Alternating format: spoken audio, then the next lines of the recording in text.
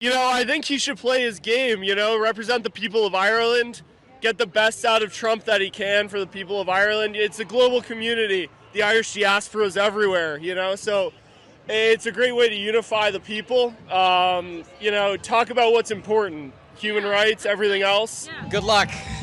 Yeah, he's difficult to work with. I mean, he is who he is, right?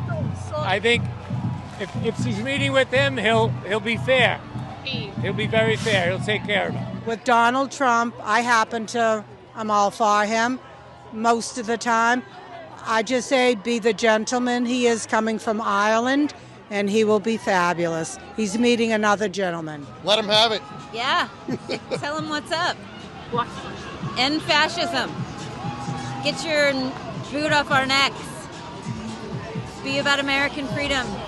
We do not need more conflict. No Let's just be cool, No more conflict.